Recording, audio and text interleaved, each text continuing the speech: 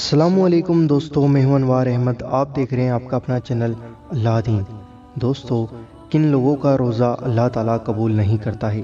آئیے جانتے ہیں۔ ویڈیو بہت پیاری ہے، پوری اور آخر تک ضرور دیکھنا اور اس ویڈیو کو ضرور شیئر کرنا۔ آئیے ناظرین جانتے ہیں۔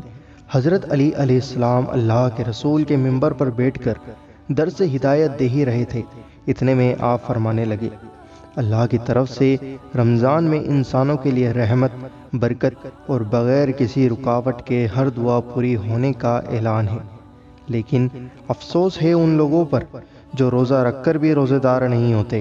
تو کسی نے پوچھا، یا علی، وہ کون سے لوگ ہیں جو روزہ رکھنے کے بعد بھی روزے دار نہیں ہوتے ہیں؟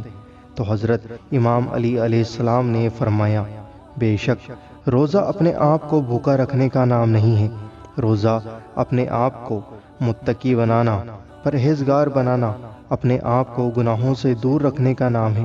انسان روزہ رکھنے کے بعد بھی گناہ کرے، کھانے پینے سے تو دور رہے، لیکن آنکھوں سے، ہاتھوں سے، کانوں سے، زبان سے، پیروں سے گناہ کرتا رہتا ہے، تو ایسا انسان روزہ رکھنے کے بعد بھی روزے دار نہیں ہوتا، اور یوں ہی نہ اسے کسی رمضان کا ثواب ملتا ہے، نہ روزے کا ثواب ملتا ہے، اور نہ ہی وہ رمضان کے مہینے کا فائدہ اٹھا پاتا ہے، کیونکہ رمضان اللہ تعالیٰ نے انسان کو اس لیے عطا کیا تھا کہ لوگ 30 دن اپنے نفس کے ساتھ جنگ کریں، اللہ کے لیے اپنی بری عادتوں سے دور رہیں، گناہوں سے بچیں، تاکہ ان 30 دنوں کا اثر ان کے آنے والی زندگی پر پڑے اور وہ گناہوں سے بچا رہے، تاکہ وہ اللہ کا نیک بندہ بن جائے اور اللہ کی رحمت تک پہنچ جائے۔ دوستو، مجھے امید ہے کہ حضرت علی کا یہ فرمان آپ کو پسند آیا ہوگا۔ اللہ تعالیٰ آپ کو اور ہم سب کو گناہوں سے بچنے کی توفیق عطا فرمائے، آمین، اللہم آمین۔ ہم سب کو نیک کام کرنے کی توفیق عطا فرمائے۔